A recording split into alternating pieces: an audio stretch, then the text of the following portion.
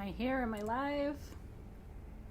Yay! I am here and I am live.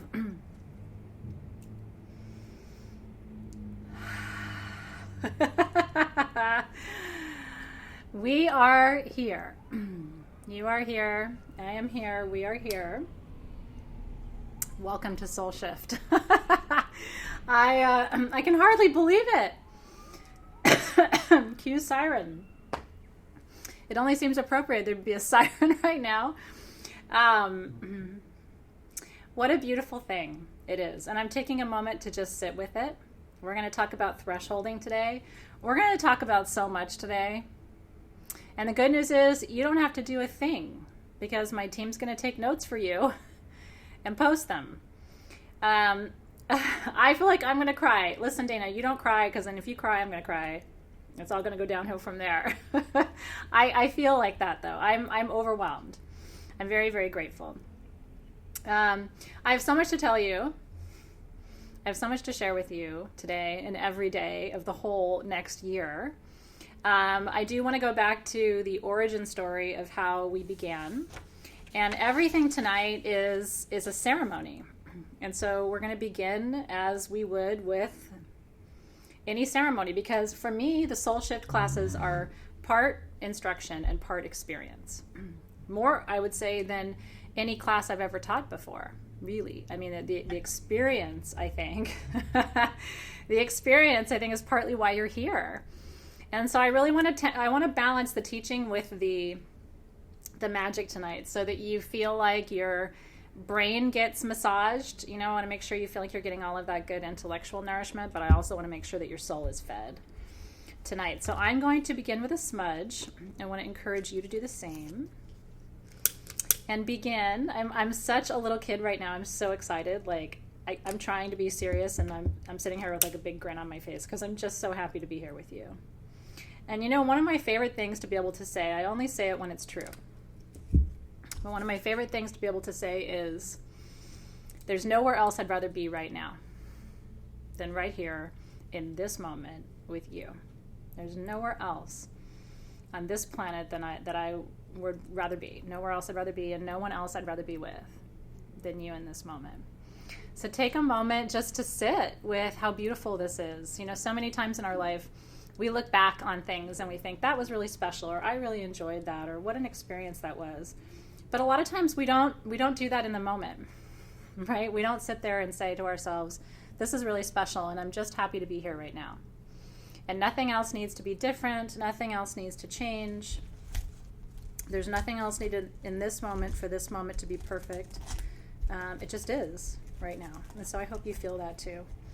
And then I'm going to give us a little Palo Santo because, the work we're doing tonight is in many ways Peruvian. It definitely gives a nod to our Andean friends and their beautiful lineage. And so burning a little Palo Santo from Peru feels good tonight, giving you a little bit of that medicine, right? Just being here in this moment. It's all so good right now.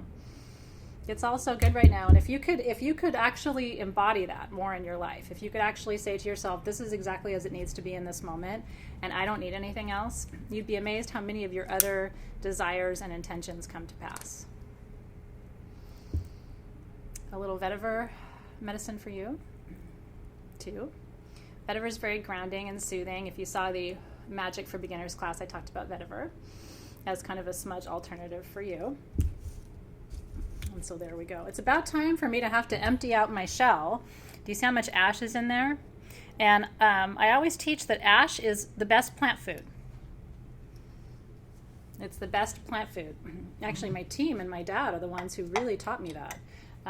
So that's how we feed our white sage plants outside of the building that are huge and very, very healthy. If you've been to SG, here in LA, we have massive white sage plants outside that my dad planted and that he takes care of.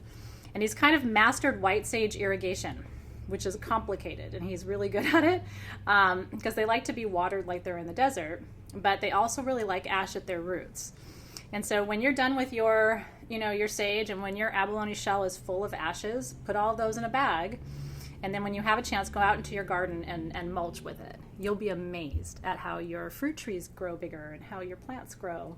My dad still needs to harvest his white sage seeds from last year. So when those are done, I'll be able to give you some white sage seeds. And you can also find there used to be anyway, I don't know if you guys know, there used to be a native plant nursery in San Diego that would ship white sage plants anywhere in the country. And so if you guys are interested in that, I will look into that for you and try to give you that information too, because they're a beautiful company. Their plants are really healthy. And, here's the thing, it's tricky to grow, so you can't get your heart broken if it doesn't work for you. Even me and my dad, who's been doing this now for 10 years, growing it himself from seed, some of his plants don't make it. And he's still like, I haven't mastered it yet. So there's an art to it. But just keep me accountable there. Just remind me, because I get busy with different things and I'll forget to ask him. But I really do want to ask him for you, because he does have the seeds from last year. And I think it'd be really cool for you guys to have those. So I'll do my best on that. Okay. We're going to be dedicating our altar today, our mesa, and I'm going to be teaching you about what a mesa is. I'm going to back up the truck today and really start to go through in finer detail for you what some of these tools are. But this is the centerpiece of your altar, your little Ganesha bell, which I hope you love. If you don't have your mesa for any reason, you can use your own bell. But I want to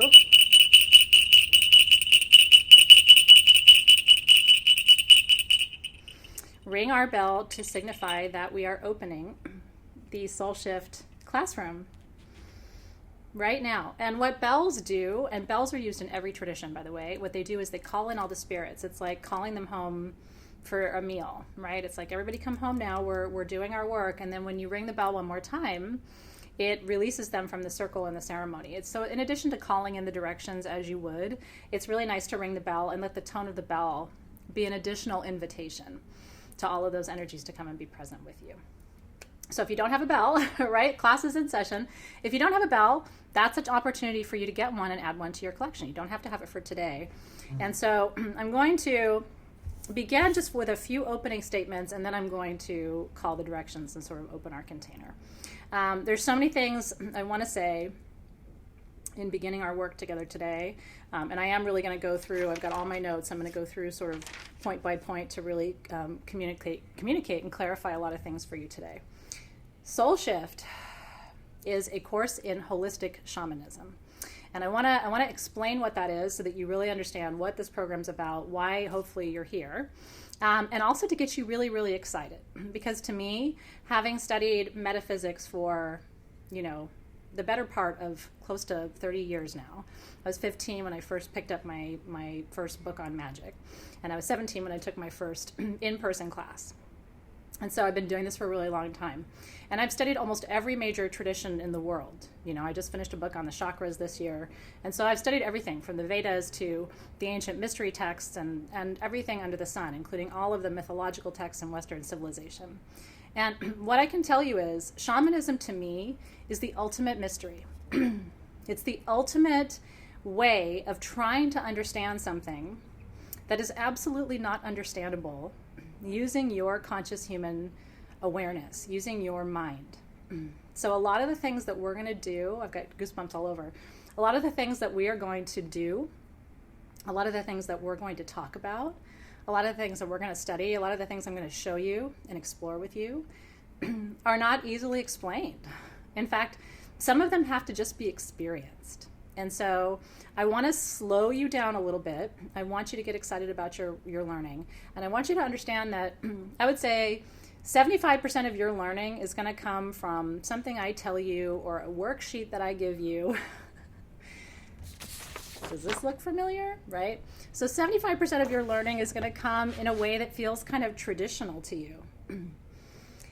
But that's not the best of it. The 25%, the real juice of this experience is going to come to you on the wind and in your dreams and in this person who shows up in your life in March that got called in because of all of the work that you're doing, and in the new opportunities that come forward for you in this year, and in the doors that open, and in the gradual shifting of your awareness that's so subtle that you can hardly feel it. And then on another level, people are like, who are you? You're a totally different person. That 25% I can't explain to you. And so if you're someone who if you're someone who really likes to have information, or likes to count your wisdom by a test that you could take, or I know all the answers, right, or I've got all my notebooks complete, this class might be a challenge for you, in the sense that that's only going to be 3/4 of what happens. The other quarter that happens is the magic. And this class, I think it's really important, this class came to me directly from ayahuasca. Everything from the art, she showed me this art. Talk about a challenge. I had to go to Gabriel and say, here's what she showed me, without being able to draw it for him because I'm not an artist. He was able to translate it because that's who he is.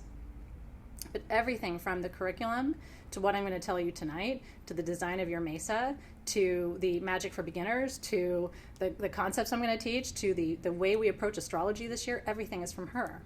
So I first want to say thank you. I already said thank you before we started. I was over praying at my altar before I came and joined you a few minutes ago.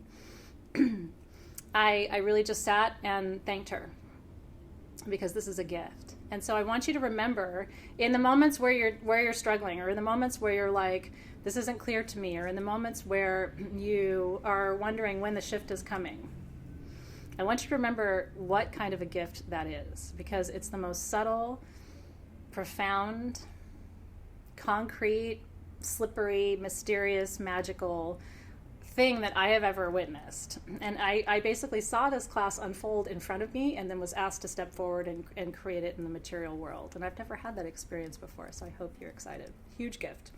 Huge gift.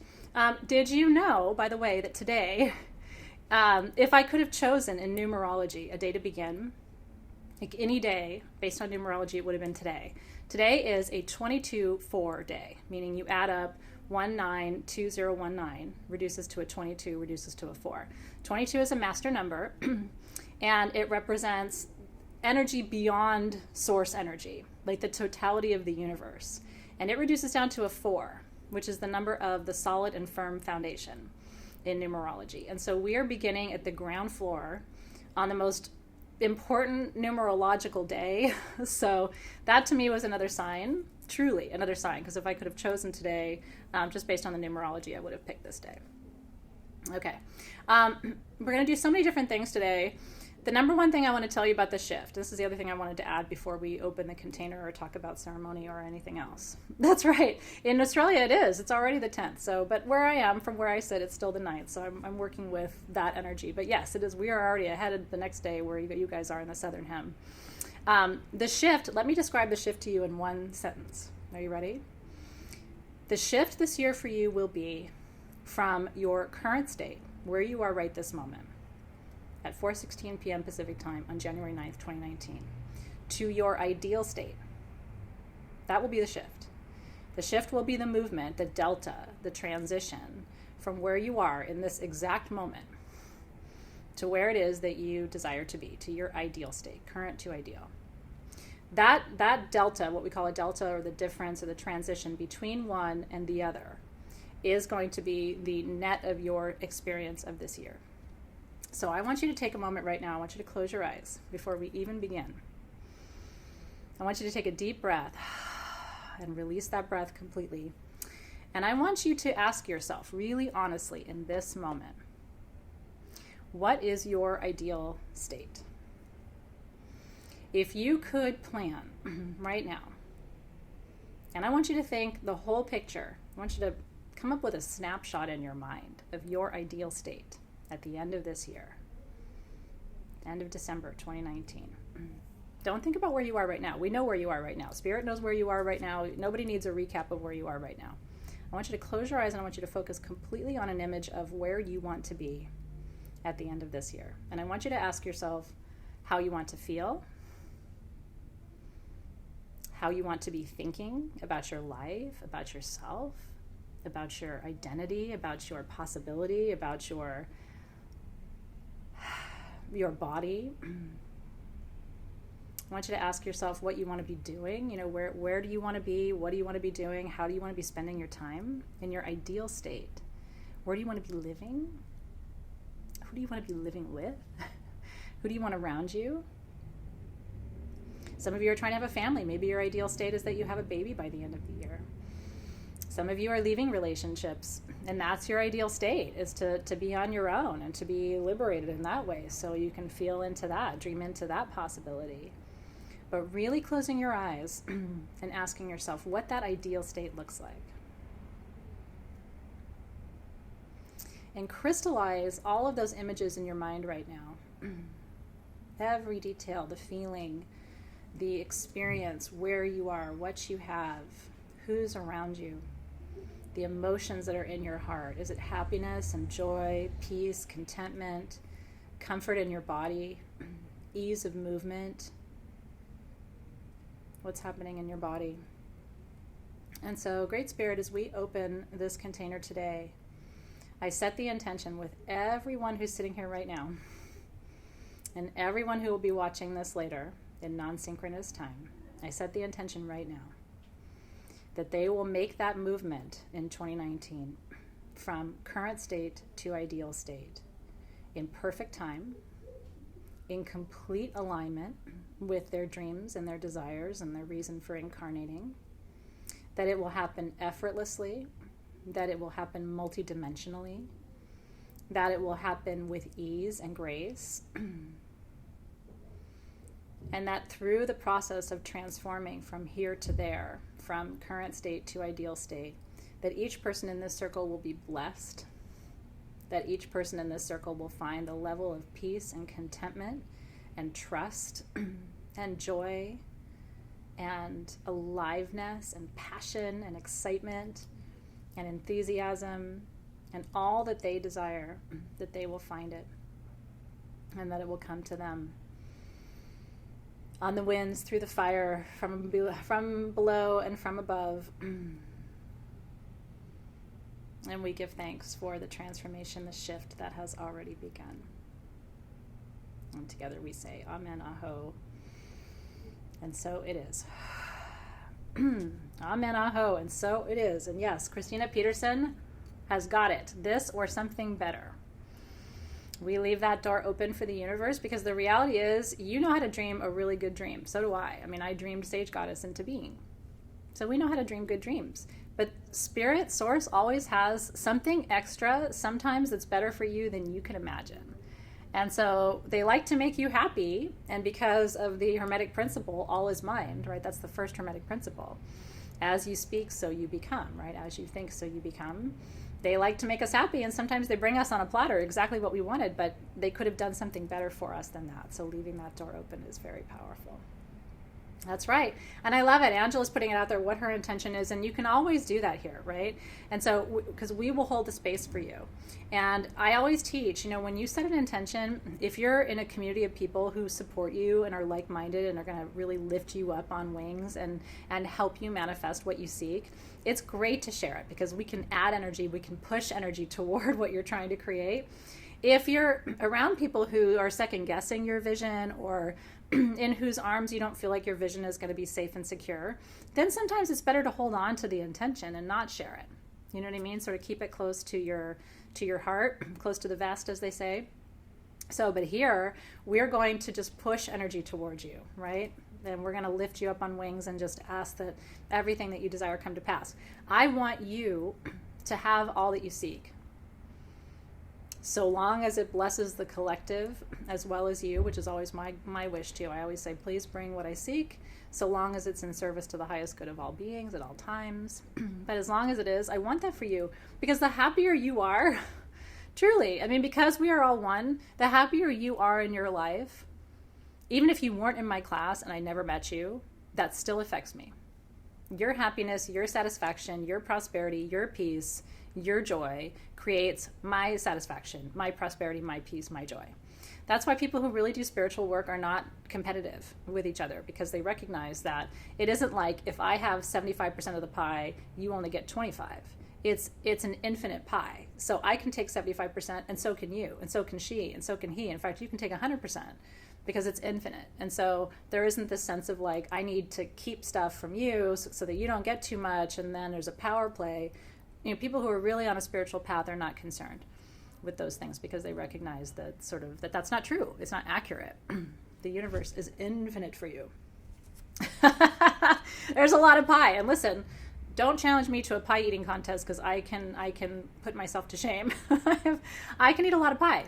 But so can you, and you should. And there's endless pie in the universe for all of us to share. So it is really, really true. I did want to say a couple more things on the note of shamanism, and then we'll sort of begin in a more formal way. Shamanism, for me, is the ultimate, not just in mystery, but the ultimate in an integrated practice, meaning that shamanism incorporates everything. It incorporates nature. It incorporates the star systems and the star beings. Because for so long, I studied all these things separately, and I didn't want them to be separate. You know, like, why should my understanding of the star systems and the Akashic records be separate from my understanding of the medicine wheel? And why should that be separate from my celebration of moon phases? And why should that be separate from the way I understand high holidays? Bless the siren. And so shamanism, for me, is the most integrated practice there is. But it's also the most simple in terms of its core tenet. If you're new, by the way, I always send blessings to the sirens, and we're next to a fire station, so there's a lot. Just bear with them. You'll see me put my hand up, and I keep teaching, but I do send them love as they pass by. A shaman, the word itself, which of course comes from Siberian lineage, not from South American, means one who knows, or one who stands between worlds. That's really all a shaman is. It's one who knows, seemingly knows more, okay, but just has access to both worlds at the same time. And so you're going to see me this year move in between and around the worlds. Sometimes I'm more in the other world, even when I'm teaching. And sometimes I'm more present in 3D, in Kaipacha, right, in the middle world. But sometimes I really do feel sort of stretched between all of them. And one of the challenges for me as your teacher is to take this otherworldly, this other dimension of wisdom that I have access to, and you do too. And through your journeys, you're going to be accessing it more and more and more with me this year. And then to find a way to integrate that and bring that into 3D and use it. Because all that shamanic wisdom is useless if we don't find practical ways to integrate it into our everyday lives. So we are going to be talking about parenting. We are going to be talking about relationships. Even today, we're going to be talking about relationships and astrology, which is all part of this too. It's knowing how you give and how you receive today. I'm going to be teaching you that. How do you give and how do you receive?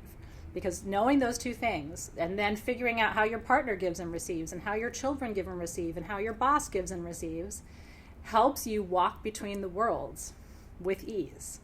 Because then you're not just looking at, this person that you think you know as a one-dimensional or two-dimensional or three-dimensional being. You're recognizing that they are multifaceted and that there's a lot more to them than just what you know from relationship. Yeah, Crystal, and I hear you. Crystal says, I've always felt like I'm in between worlds and I don't fit in. And a lot of us, I never fit in. I still don't fit in. People are a little fascinated by me now at this point in my life.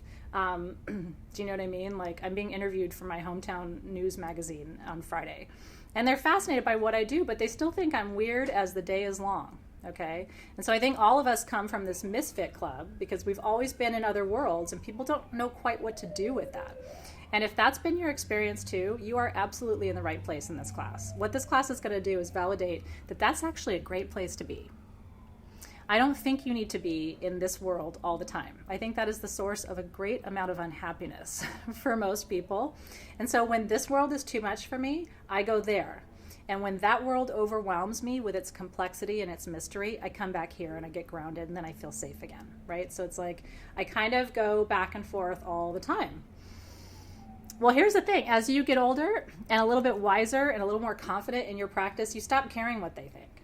And what I've also learned, I'm 45 now, that maybe I didn't know in my 20s, I wish I had known, that the normal people who are in this world all the time are not happier than me. I always thought they were happier than I was. Like, oh, I must be, because I'm an empath and because I feel all the things and because I'm getting all this information from all my senses all the time and because I'm picking up on all the signals all the time, that must be why I'm anxious and that must be why I get more sad than other people and that must be why I'm lonely, right? Until you realize, no, those things happen because you haven't learned how to manage the energy. And so I'm at the happiest point in my life right now because I finally have learned how to manage my gifts, how to run energy efficiently, how to transmute low vibrations so that I can actually use low vibrations and negative energy instead of just trying to push it aside or repress it or remove it. And that's part of what I'm going to be teaching you this year too. So you get to a point where you realize that this is the place to be. This multidimensional experience and learning how to run energy effectively is the key to happiness. I mean, truly, that is the shift in a way, from being overwhelmed by who you are and unsure about who you are to being completely comfortable with who you are and knowing exactly how to manage the energy that's coming your way efficiently, effectively, and powerfully, and being able to direct that energy and use it in a positive way in your life. And this class is going to influence not just you, but it's going to influence everybody around you too, if it hasn't already, which a lot of you, it's already begun. Okay, let me see if there's anything else I wanted to share with you before we begin. So here are 5 primary tenets of shamanism. Are you ready? The 5, at least according to my teachers and my training, the 5 primary tenets of shamanism. Number 1 is consciousness creates matter.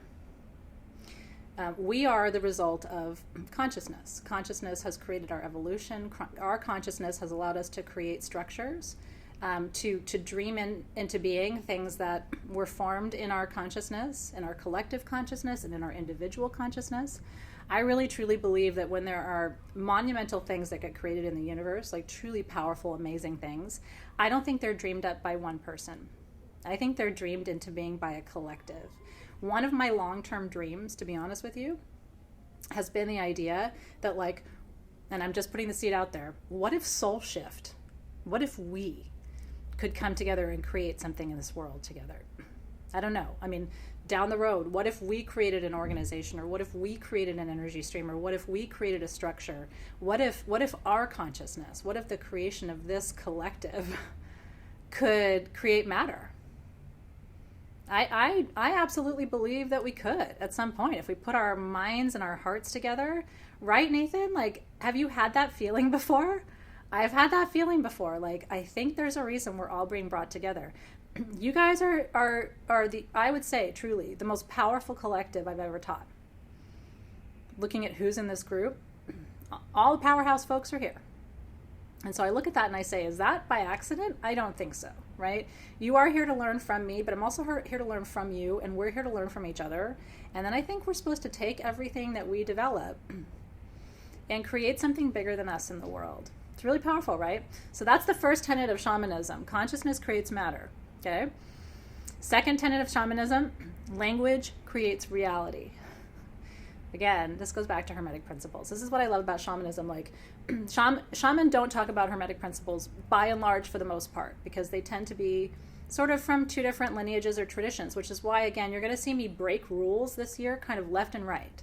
And that's because I don't really believe in the rules. My teaching is very hybrid. I walk multiple paths all at the same time. And hopefully that liberates you to think about walking multiple paths in your own unique way and not feeling constrained by convention. But language creates reality. Your words this year are going to create the experience that you have. I want you to really become mindful of your own inner monologue this year. You've got to start talking to yourself in a kinder way, in a gentler way. You have to walk gently in your relations with others. You need to really watch how you talk about other people, directly and indirectly, because you are creating with every word. It becomes kind of, we're going to talk about Mercury tonight with our astrological profile. It really becomes a responsibility, right? Because if everything you say is creating a reality, then you are highly accountable for your words. And I'm talking about your written words, your spoken words, and even your thoughts. So language creates reality, right? Abracadabra is right, Ursula Black, right? I mean, abracadabra really is the expression of that, like with my words I create, right? The next tenet number 3, ritual creates relationships. Ritual creates relationships. And again, this is, you can even see these tenets in the building of this class, right? Because we are creating matter through our consciousness. We are creating reality together in Soul Shift through our language. We are creating and building these beautiful relationships with each other through ritual. Every time we get together and have a ritual, and you share what happened to you, and she shares what happened to her, and he shares what happened to him, we bond. This is how people have always gathered around that fire, right? In that temple, because they wanted to create relationship together. They knew that ritual bonded people together and created relationship. The 4th tenet is nature creates purpose. nature creates purpose. And so nature reflects back to us why we do the work that we do. Because we want to create the kind of beauty that we see in nature. Because we want to create the kind of symmetry that we see in nature. Because we want to create the kind of expansiveness that we see in nature. So nature gives us our purpose. Nature also grounds us. It grounds our circuitry, right? So it's really important to spend time in nature. Nature is the backbone of shamanism. And then the fifth tenet this is my favorite tenet of the five, and you'll see why. Love creates life. And isn't it true? We make love to create human life. And I think that the love that we share with each other creates a life of this class, a life of its own. When you step into that Soul Shift Facebook group, there's a life there. There is a life force there. That cannot exist where there's no love. You go into a lot of communities and a lot of online spaces, and you don't feel that. And that's because there's no love there. There might be purpose there. There might be commitment there. There might be connection there. But is there love? Because love is the thing that brings the zing. You know what I mean? If you don't have the love, you don't have the life. So you have to have consciousness, language, ritual, nature, and love. My heart's swelling too. And so those are the 5 tenets of shamanism more broadly, but those are also my 5 commitments to you. Those are the things that it is my intention to bring forward for you in our work together this year. Okay.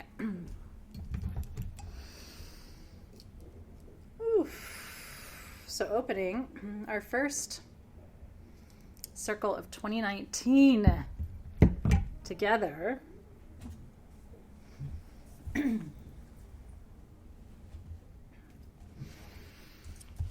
I am going to, because we're dedicating our altar tonight, I want to call in the guardians of the gateways to be present with us in our work this evening. And so just close your eyes and relax and enjoy the time. And remind yourself that this is your space, this is your time. You need this time, you deserve this time. There's nowhere else for you to be right now. No one needs you more than you. Everything will be waiting for you later. But I need you now. Your spirit guides need you now.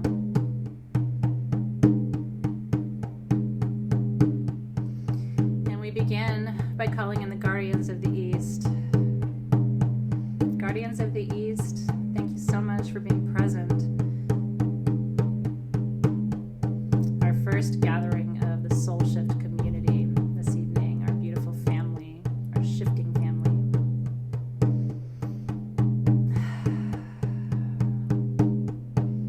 Help us to rise above now the circumstances of life that have led us here. Help us to see clearly the places in our life where we are ready to grow.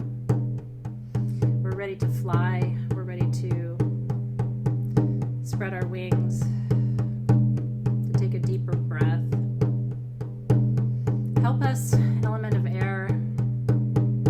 We're on an intellectual journey here too. Help us to integrate the wisdom, the learning, the knowing, the information. Help us to take it in a new way, even if we have learned or known some of these concepts before. Help us to take something new on this path tonight. We welcome you into the circle this evening. Guardians of the South, fire element, we begin our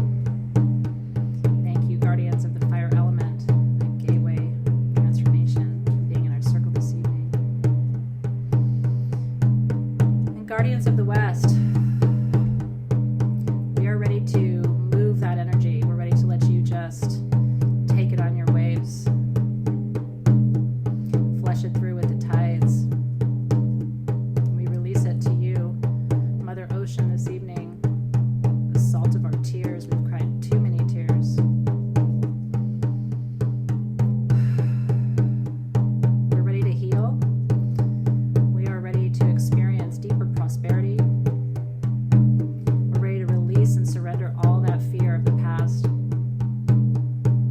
We thank you, guardians of the Western Gateway, water teachers, medicine of dolphin and whale. We are grateful. We welcome you to the circle with us. Guardians of the North, great teachers, ascended masters, guardians of the Star Gateways, keepers of the Akash. We greet you in the North this evening. We are so eager to be your students. We are so grateful to be your descendants. We're ready to learn now. Take the wisdom to a new place. It's all been building to this, guardians of the North. Show us a new path through the forest of our lives. You're welcome here in the circle with us tonight. Thank you for the wisdom that's about to come to us. And guardians of the upper world,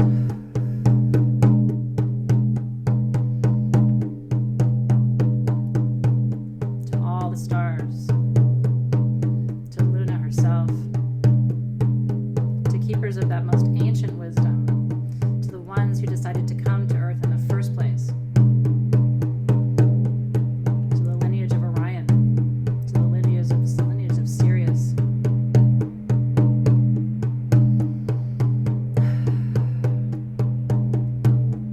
Help us to wind that sacred staircase to the stars tonight.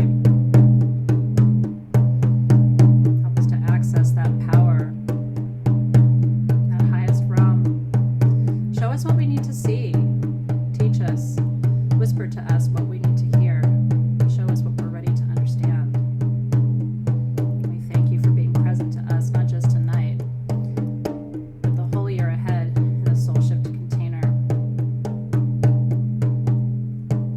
And guardians of the middle world, the here and now, the Kaipacha, the present moment, to our heart centers, heart space, the heart space that we share with each other, to each person around this circle and to their guides,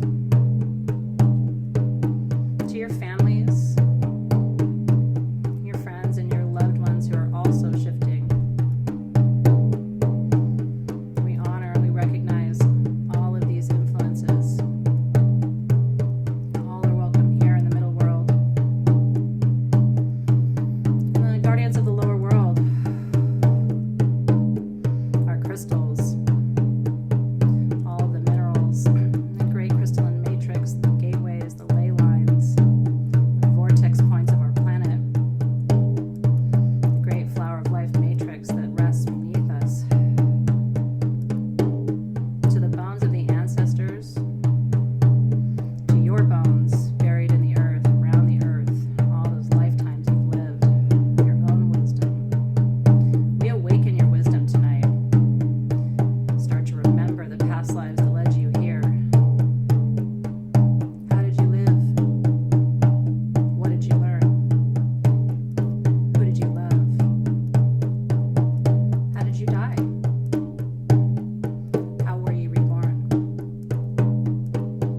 We welcome the guardians of the lower world, spider medicine, scorpion medicine, to be present with us this evening. We welcome you. We're thankful for you.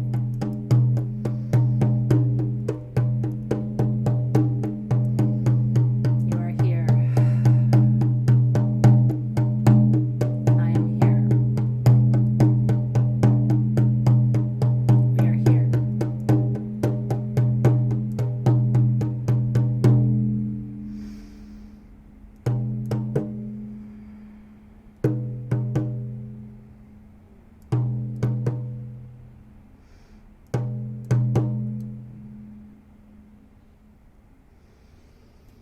Whew.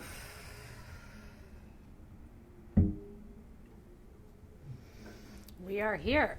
We are here, we are here, we are here. Amen, aho, and so it is. So it is. So it has always been, and so it shall always be. We are here, we are here, we are here. Okay. It is my plan to spend 5 p.m. to 5:30 on astrology. I'm so glad you guys love that. Breathe that in and exhale that out. Miss Melissa drums with me. Do you really drum with me? Honestly, I love that so much. My heart just swelled when I read that comment from you. Just thinking about you drumming with me is so absolutely beautiful. Did you almost fall asleep? That's a good sign. You know, when you almost fall asleep, it's because you really let yourself drop in and go to that other level, that other state. And Sarah was drumming with me too. I know. The time goes by fast. So we're in non-ordinary time. I will talk to you about that in just a minute. I'm going to get there. So it's my plan to spend 5 to 5:40 on astrology tonight, and then 5:40 to 6 p.m. my time on Q&A. So I'm going to spend the next 15 minutes going through one more page of notes. So bear with me. This is what I was telling you. I spend my life in both worlds. I just took you to that one world, and now I'm going to bring you back to the intellectual, and then we're going to go back into another world before we're done tonight. You need to find a drum. I have lots of recommendations for drums. I have a favorite drum maker, and he's the one, he didn't make this one, but I can tell you who made this one, and then I can also tell you where I got my other drums from. I love that man so much. And so if you would like me to share that with you in our Facebook group, I would be happy to do that. Okay? So we are going to dedicate our mesa. So that's part of what I'm going to do right now, which is why I need to turn my attention to the rest of my notes for you tonight.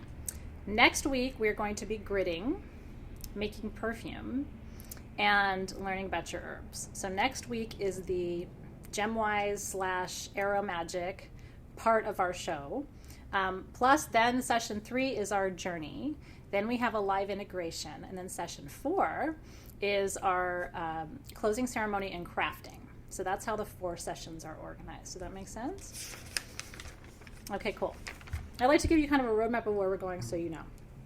So I want to talk briefly about thresholding. And then we will talk about a couple of other things in your mesa, and then we'll dedicate your tools. Okay. Thresholding is a very important concept that I taught in a class called Pillars of Priestessing, and that was 3 or 4 years ago now. You don't need to have been in that class to understand what thresholding is, but it's really important for me to share this concept with you, okay? So thresholding is, in my experience, the art of entering non-ordinary reality. And so a lot of you have been asking, what's a mesa? Why do I have a mesa? And it's really interesting because, again, this whole class was channeled from ayahuasca, but she said there have to be mesas for this class. And so I sort of leaned into what had to be on your mesa, and this feels pretty accurate. This feels like at least what she wanted you to have, including your talisman, which I'm wearing. If you don't have your talisman yet, you will have it soon. We're shipping them out in batches, and you'll get it exactly when you need to get it. Don't have any anxiety about that, because you're going to be wearing these talismans whenever you feel like it. You know, the clear quartz one is for January, but you might decide that you want to start wearing it again in May or in June. You might decide that you need to take it off for a couple of days and put your obsidian talisman back on. And so they're designed to be sort of interchangeable, do you know what I mean, with your with the work that we're doing, and so you can put it on or take it off, so you have a wardrobe of options. Okay. What is non-ordinary reality? So non-ordinary reality is time outside of time and space outside of space. When you open sacred space, when you open a circle like we opened tonight, time starts going faster. Okay, because the container gets tighter and energy doesn't move out of the container. It all stays in. And so that building of energy, that intensification of energy makes time go by faster, makes you a little lightheaded and a little bit dizzy. It transports you. It starts to shift you into another dimension. It kind of takes you out of 3D, right, into 4D, which is where you lose your sense of time, and then into 5D, which is where you lose your sense of space, ultimately, okay? It really is. It's sort of like an ayahuasca experience without ayahuasca. You can start to have an experience of what journeying is like, even medicinal journeying, without the medicine. And I would argue that she's present in our space because she created it. Truly, truly, I believe that. Okay. And so how do you threshold using the elements? How do you create non-ordinary reality using the elements? This is sort of basic information for you to know, but your mesa is organized this way. So one way that you create non-ordinary reality, or you threshold, is lighting your candle. Okay, so that is the main tool that you have in the south of your mesa. My mesa is down here, but I'm pointing to you. You can threshold by burning incense and smudging and using your herbs. And so those are on the eastern side of your altar. And that's what these represent. You can threshold, you can cross a threshold using crystals to establish a boundary from here to there. And so that's what a grid represents. It's a boundarying of energy around crystals. It's using your crystals to open their own container. And that's why you grid in the 4 directions, or sometimes you grid in 8 directions, but it always represents a medicine wheel. And so that's another way of thresholding. You can threshold using essential oils, element of water, right? And so when you apply a sacred perfume, and we're going to be making perfume together next week as part of our session 2, that's how you begin to connect and use the element of water to threshold. Because when you work with a scent, it transports you. Right? Have you had that experience where you'll be stressed out and then you put lavender on and it's like everything sort of slips away? And so that's why we're making perfume together, because I think when you craft a perfume in non-ordinary reality, it's even more powerful than when you make a perfume without opening a circle or doing any of the protocol steps. Okay. And then when you ring your bell, that's another way of thresholding. That's why we rang the bell when we opened our circle today. It signifies that you've moved out of ordinary reality into a non-ordinary reality, an alternate space. Okay, so let's talk about mesas. What is a mesa? So fun little story for you. One reason that the mesa was designed the way it is, with a manta cloth, which is this that you have, your Ganesha cloth that's underneath your mesa, is called a manta in shamanic tradition. And the manta is just the cloth upon which you place your tools. Everything together, the cloth with the crystals, with the oils, with the herbs, everything is called your mesa. And in traditional shamanic practice, you would travel with this. I mean, and you could fold it up together, they wrap a tie around it, and then they take it to work with clients or to do ceremony on their own or any other sacred or ritual event or activity that they are doing. Okay, in ancient Persia, this is one of the origins of the mesa. Are you ready? In ancient Persia, they used to meditate on little rugs, like little Persian rugs, little rectangular rugs. Very small. I mean, maybe 3 feet by 2 feet, okay, with the little fringed rugs. And they used to take mind-altering substances. And so the concept of the magic carpet comes from ancient Persia and those little rugs that they used to fly on during their journeys. Isn't that interesting? So the mesa is thought to be a different kind of a magic carpet. And so it's a portal, just like prayer rugs. That's right, Diane. The mesa is a portal to a different dimension. Other ways to think about it, it is a doorway to a new paradigm. A mesa is a wish that you make. It's really true. So when somebody says, oh, yeah, magic carpet ride or whatever, it's like, no, that was really real. They really were on a magic carpet and they really did go for a ride. They were assisted, right, by substances and other things, but it's really, really true. That's really true. I want you to look down at your mesa and think about it that way. That's your magic carpet.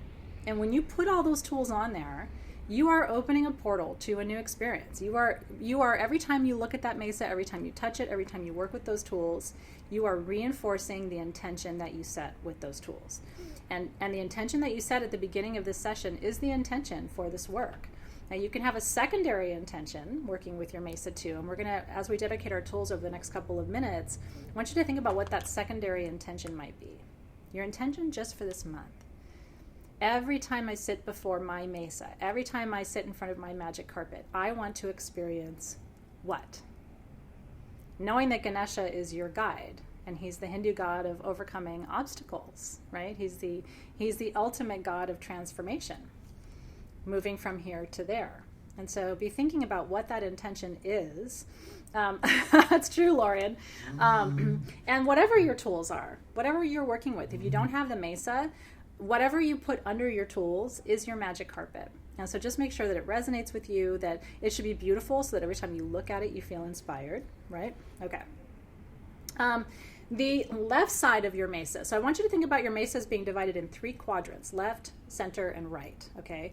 The left side of your mesa has what they call in shamanic practice a sami, or an energy that is based in the emotions, right? Because the west is water, it's your feelings, it's emotional healing. That's why I put your oils there. And that's why your mini mesa is in the western quadrant of your altar if you put it together with your mesa. That's why your mini mesa is there too. It represents your intention for your emotional experience this year or this month, okay? So your emotions around intention, your emotions around obstacle removal, your emotions around transformation. That's the energy on the left side of your mesa. The energy on the right side of your mesa is all mental. It's sami, or energy that is mental. So this is how you think about how you're thinking about your intention, how you're crystallizing, how you are manifesting your intention. So that's where your words, your mind, your thoughts, all of that is in the right side. And then the center of your altar is the creative space. That is your heart space, your desire, your passion. Think about the energy of the south of your altar, all that fire energy, the energy of the north, all the wisdom. This is where creation happens, where wisdom gets transformed through fire into experience, into whatever it is you decide to create. And then the center of your altar is the heart space. That's you. That's your love. That's love's presence in your heart. And so anything you put in the center of your mesa, I have your bell there, right? But you could always move your bell to the side and decide to put a gift from your partner in the center of your mesa, or something that your children made for you, or a gift that you've given yourself, or even a gemstone heart could be beautiful in the center, right? So Ganesha can truly go anywhere in the mesa. I would probably place him in the center if you have a little Ganesha. By the way, I have a giveaway for tonight at the end of class. This little garnet Ganesha has been on my altar for the past year, and I'm going to be giving it away to one of you to celebrate the beginning of Soul Shift. So one of you is going to get a beautiful garnet Ganesha for your mesa as a gift from me. So that I would put that in the center, especially because gifts are the most powerful things to put in the center of a mesa, because gifts always have the best energy, right? Gifts are always magic. Okay. So I want you to bring your attention to your mesa. We are going to bless and consecrate our mesa together. And so I'm going to just quickly run my smudge over my mesa from left to right. Just a little bit of smoke. I don't need too much. Just from left to right over all of your tools. Just one more clearing.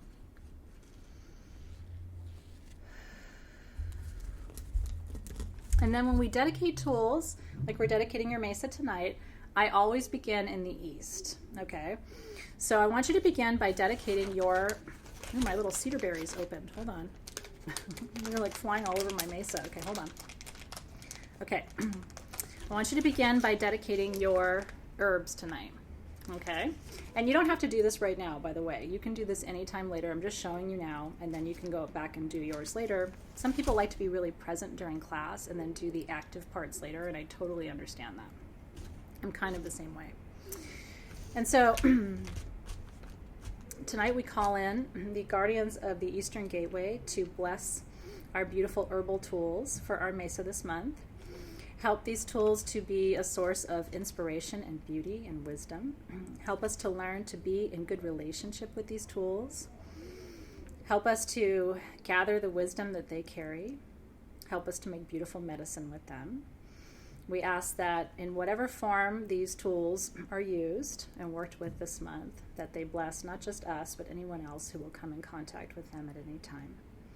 We give thanks to the mother plants that yielded these beautiful herbs and resins for us to work with and to work alongside this month. We thank you. We ask that those plants, those original mother plants, are blessed and that they continue to grow and prosper and remain strong. Aho. Okay, and then to the south, we are going to dedicate our candle. I like to light my candle to dedicate it. Except I don't think I can get the cap off. Hold on just a second. You know you made a good candle when the lid doesn't want to come off. Okay, there we go. Okay. And so light your candle. And guardians of the South,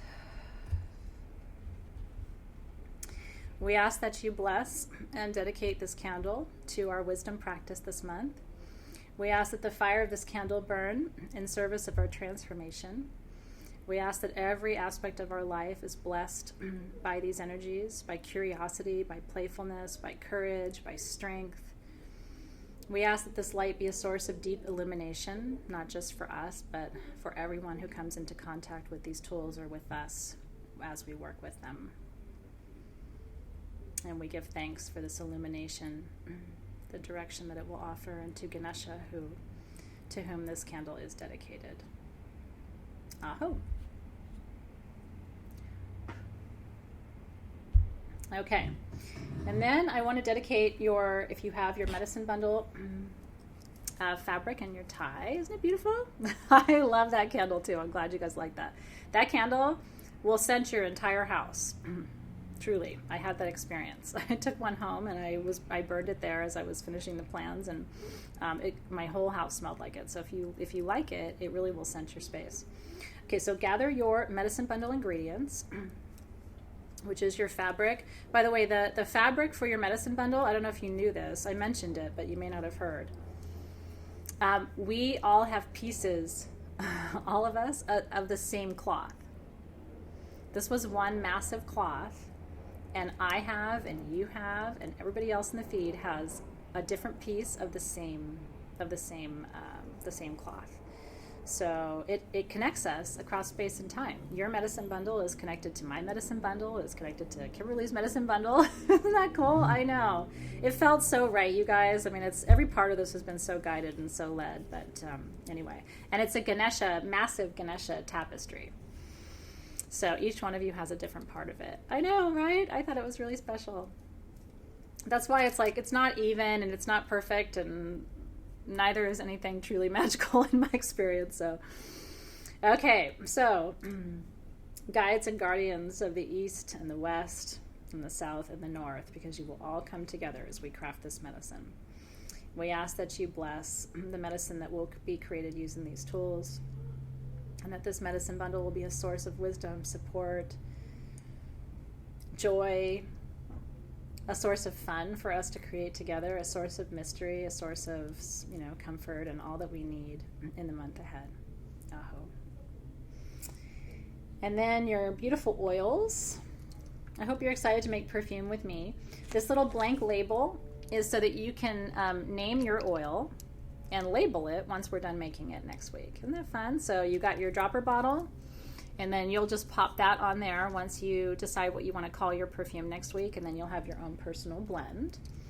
So Guardians of the West, we ask that you bless all of our beautiful oils, our bottle, our carrier oil. We ask that you bless our mini mesa, our intention generator, our beautiful charging disc featuring Ganesha. We ask that you bless these tools, and that they help us to become strong and clear as these tools purify us, strengthen us, connect us across space and time. Aho. And then Guardians of the North, we ask that you bless these beautiful crystals that we will be gridding with, our kyanite and our tanzanite and our beautiful illusion sunstone. I hope you are so excited about that sunstone. I had never seen anything like that in my life. But the people who we purchased it from for you are the ones who mine it. So they have this really exclusive form of sunstone that I'm a Leo, so that's my totem stone, and I just am in love with it. So Guardians of the North, we ask that you bless these crystals, that you charge them on our behalf with the wisdom that they're meant to carry and keep for us. And we ask that you bless us as we grid with them next week, as we activate the grid together, that you raise energy through this grid to support the work that we will do in the month ahead. And then lastly, to our heart center, to the beautiful bell, we ask that the guardians of the upper world, middle world, and lower world, we ask that you bless this bell, that as we hear its ring each time, that it will immediately summon us from present time into that time outside of time, We ask that it helps to create that non-ordinary reality for us, to remind us, our waking selves, our sleeping selves. We ask that it allows us to create just an aura of transformation, that it helps to transport us from where we are to where we desire to be, and that it creates a beautiful ceremonial space for us in all of our work together, not only this month, but all year long. Yahoo. Okay, and so with that, our tools are dedicated. Our magic carpets are ready to fly together. And so whatever tools you're working with, just remember to, and each month we'll do it together. So at the first session, we'll go through and just dedicate, and beginning with the east and to the south and to the west and then the north and to that heart center, whatever tools we're working with, we will always dedicate them together. And during our closing ceremony, you can choose to deconsecrate the tools, meaning you can use them for other purposes if you want, so that they don't have to just be used with your mesa. Oh, you're very welcome. I thought you'd be excited about that, so I'm glad that you are. Okay, other things I wanted to tell you very briefly once we got through talking about the consecration of your tools. If you choose to do the extra step underneath your mesa of the beautiful circle with the cross, you don't have to use the cornmeal and the tobacco like I did. That's a very traditional Peruvian, Amazonian shamanic practice, but you can really adapt that. And so if you would prefer, you certainly can build your circle out of anything that feels good to you. You can build your circle. One of you mentioned using rosemary sprigs to build your circle. I think that's beautiful. She was going to put them down fresh and then let them dry in the circle, so I think that would be beautiful. Another one of you was talking about using salt to build your cross, because the circle is life, basically. The circle represents the cycle of life and the never-ending cycle of energy. And then the cross represents protection. So building it out of salt would make absolutely perfect sense to me personally. I mean, honestly, if I had really thought about that, I probably would have blended salt with tobacco, because they're both very strong sources of protection. You could build your cross with angelica. Beautiful. So however you choose to customize it, I just really want to inspire you to be open, because I think your creativity is going to make your altar and your mesa more powerful for you. I think anytime you customize your practice, it just becomes that much more powerful. Rose powder would be beautiful. The cornmeal is just traditional, so please feel free to transform that as you need. And then the last thing I wanted to tell you, the only other thing I wanted to dedicate, are the talismans. And again, you can do this whenever yours arrives. The solar symbol is our symbol for this month because, I just want to make sure you saw that. I wasn't trying to show you my boobs. I was just trying to show you the symbol. Your obsidian talisman just had the circle, right? Which was the empty container. We had not started class yet, for the most part, when we were working with the obsidian. It will always represent the complete container, and a purified, clean container at that. This represents you inside the container, because now we've begun. And so what your clear quartz talisman should represent to you, beyond just the sun itself, is that you are part of the whole. You are critical in this class. The energy that you bring, the wisdom that you bring, the love that you bring is so important to me. It's so important to everybody who's here. So every time you look at your clear quartz talisman, thank you for that. Every time you look at this talisman, you should remember that the world is a big, powerful place, but you are absolutely critical to the beauty of it. I want you to feel uplifted every time you look at your talisman. I want you to feel strong. I want you to feel like you are part of the club.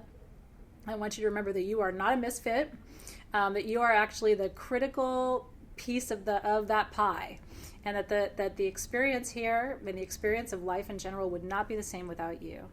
That truly was my intention behind creating this. I wanted to magnify that energy for you. And so we also dedicate these tools to our work this month, but to the entire year. And any time this year, when you feel that need, when you're feeling disconnected, when you feel like you aren't important, when you forget how beautiful and how powerful you are, I want you to put this on. And I want you to remember that I made it for you so that you would never forget how important you are, not just to me, but to the whole collective. Aho. So that's for you. We're going to have a different symbol every month. And there's a whole, at the end of the year, I think you'll see there's all kinds of connections between them. Next month is Vesica Pisces on a rose quartz talisman, because next month our theme is love. We're doing cacao ceremony, as I think you know. So anyway, next month's is beautiful too. Okay. So now, do you have any questions quickly before I transition to astrology? Because that's where I want to spend the next half hour of our time together. Is there anything that I can tell you right now that you'd rather not wait until Q&A at the end of class to ask? Oh, beautiful. I love that. Mohib, is it Mohib? I have traditional incense for Africa. I use them. That's beautiful. So if you have something that's traditional to you and from your practice, please integrate that. Honestly, that's, again, going to raise the frequency, raise the vibration. When you have tools that really matter to you, that's why I showed you my altar. I wanted you to see, because there are things from my children and things that are so important to me, and so that's why. So the gold circle on the obsidian, the gold circle represented the container. Just a one perfect circle, right? No beginning, no end. And then now the gold circle with the dot is the solar symbol, but it's also the symbol of you in the container and how important you are. So yes, you can absolutely bless your own tobacco. The February mini mesa is a rose quartz generator next month. So that would be what you can look forward to. Yeah, we can definitely do that with a meme. Absolutely, Angel. It's a great suggestion to do a meme with sort of the mesa layout to explain that. And again, when you get your notes, everything's going to be in there, so you don't have to worry about like, oh, I didn't get that, or I need to go back and watch that. We will definitely make sure all of that is covered for you. What are we crafting this month? We're crafting medicine bundles. Next month, in addition to cacao, because we're making cacao together to drink, next month we're doing love spell bottles. I've got a little heart bottle for you, and we're going to do a little bottle with our agave or honey to draw love into your life, and you can choose what kind of love you want to call in. And then I've got a pink candle that we're going to burn over the bottle together in ceremony. So that's our craft for next month. You are so welcome. I'm thrilled that you're here. Thank you for all those questions and comments. You can absolutely use cannabis. There's a really interesting question whether you can use cannabis for the tobacco. You certainly can. Cannabis is a very powerful plant teacher. And so if you want to use that in place of the tobacco to form the cross, tobacco is more protective than cannabis, but cannabis is a really sweet medicine. She's very possessive. She's very insightful. She can be very playful, and I think inviting her into your circle and using her as part of that cross could be really beautiful too. You're anchoring energies there, right? So whatever medicine you choose to incorporate, just make sure it's as pure as it can be. I like to use really good organic material when I'm building my cross, because I just want it to be as pure as it can possibly be. All right, she is creative. Oh no, she's totally creative. I think she's a powerful teacher. There are people who lead journeys just with cannabis, but very powerful strains of cannabis. That happens a lot here in California because it's legal. Okay, so if you have any more questions, hold on to them, because I will be coming back in about 25 minutes to go through your questions and make sure that I answer everything I can tonight. And of course, I'll be in your Facebook group tomorrow too to answer more questions. Okay, so let's talk about astrology. So what I had you do on this worksheet, and this is mine, was go through and list your rising sun, moon, your Mercury, Venus, and your Mars. And I want to talk briefly, I want to focus a little bit. We're going to talk about your pictures. To my knowledge, I'd never seen anybody do this, so I hope you had a lot of fun. I'd never had anybody ask me to draw my own balance, but this is me. I'm quite balanced if you look. I only have one piece of water in my whole chart, but it's my Mercury. And so I have one earth, that's my Venus. I have one air, that's my rising sign. I have one water, that's my Mercury, and then I'm all fire. So I have this little shield on here. Remarkably looks like the shield that was on the front of that onyx generator in my live spec sale yesterday. I was thinking about that. I'm like, whoa, that's my elemental map. I didn't want to say it because people wouldn't know what I was talking about, but so this worksheet is in your classroom. If you didn't do it already, it's there for you. So I'm glad you enjoyed it. I thought it was really fun. So what I want to teach you about tonight is Mercury, Venus. I'm going to talk about all of it, but Mercury, Venus, and Mars are the three I really want to focus on. So are you ready? I'm going to dive right in. So her shield, that's funny. Lisa, her shield is the other way with water. So you and I, it's interesting how we can see each other as like mirror reflections. You know, some of us are just almost the exact opposite of each other, which means we'd be in really good relationship to each other, because you want to balance each other out. You want to complete the picture. And so I tend to really focus on building relationships with earth signs and air signs and water signs because of the fact that I don't have enough of those in my chart. Okay. So let me go through quickly. And by the way, your natal chart, piece by piece this year, we're going to work through almost the whole thing. By the end of the year, you're going to understand your North Node and your South Node and your Pluto and all those things. So just hang tight. I'm kind of taking it bit by bit.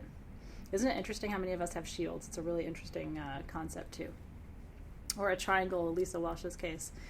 So just pace yourself, right? Someone can spend a decade studying a natal chart, so we can't get through all of it in one class. But little by little, you're going to be like, okay, I think I understand the whole thing. Then we're going to analyze how many planets and how much activity you have above the horizon and below the horizon, which is about your light and your shadow. So we're going to get to all of that this year. Your rising sign is how you show up in the world. They call it the mask, okay? Your rising sign is what people know about you at first blush. Like when you walk into a room and you just start talking to people, that's your rising sign. Think of it as how you show up to the party. And so if you're an air sign, people probably think you're easygoing to a certain extent and talkative. Maybe even more easygoing and talkative than you actually are. I only have that one air sign. So my rising is Libra. I seem talkative and friendly and outgoing, but underneath it all I'm fire, and I just want to I want to go. But you wouldn't know that when you first meet me, okay? And so if you're a water rising sign, you probably show up a little more emotional than you are, potentially, unless you have a lot of water in your sun and in your moon and in your other placements. If you're an earth rising, you probably seem a little more aloof than you are, or more grounded than you are. I have a friend who's all air, but she's Capricorn rising. So she shows up like she's all business, but underneath it, she's all party, okay? And so it's your rising sign can be deceptive. It's very interesting that way. And then if you're fire rising, which my daughter is, but then she's all water. So she shows up like she's going to rock the party. She's Leo rising, right? But then you get to know her and she just wants to cry with you and hold your hand and tell you a story. She doesn't have all that fire underneath it to support it. Does that make sense? So that's your rising sign. Your sun sign is who you truly are. And your sun sign takes a whole lifetime. It takes a whole lifetime to become that sun sign, right? It's interesting how much diversity is in all of our profiles too, by the way. Super interesting, isn't it? And it's fun for you to see each other too and learn a little bit more about your colleagues too in the program and see where they're landing. Your sun sign takes your whole lifetime to become. And you are either a developmental version of your sun sign or you are a developing or an evolved version of your sun sign. Meaning that if you're a developing version of your sun sign, you're still working through the kinks, okay? So it means that you haven't moved through the kind of youthful aspects of your sign that a lot of people will grow out of. Like Leos are super bossy and demanding and controlling. I'm a Leo. Until they're evolved. And then they learn how to use that kind of tendency to actually be a very effective leader. But they don't have to get their own way and all of those things. That's more of the childish sort of developmental version of themselves as opposed to the evolved and the grown version of themselves. So you want to try to be the adult version of your sun sign. And we can talk more about that too. And then your moon sign is where it gets really interesting. Okay? The moon sign, I like to say the sun sign is who you are by day and your moon sign is who you are by night. The moon sign is the part of you that your partner knows best. The moon sign can sometimes be the part of you that you haven't gotten to know yet. And it's the part of you that comes out without your knowledge or your permission. Because it's your subconscious, okay? Your sun sign is your conscious self. But your moon sign is your subconscious. It's all the parts of you, your shadow's down there in your moon sign. I'm the Sag moon, and I can tell you that's true. As my shadow wants to be free. My shadow doesn't want to be tied down, bogged down, anything. My shadow really resists people telling me you have to do this. Like I resist concepts of like marriage, and I resist everything that has a rule around it, right? So your rising sign is your ascendant. And so if you look at your chart, like this is from astro.com. Up here in the corner, it says sun sign, and then it says ascendant. That's your rising sign. Okay, if you did your chart on Astro.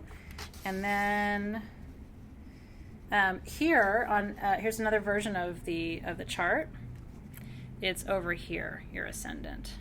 Okay. Does that make sense? I don't think it says that anywhere else on the chart. Okay, so that's your rising sign. That is the sign that was rising on the horizon as you were coming onto this planet. It basically, your natal chart is a snapshot in time of what the sky looked like the minute you came out of her body.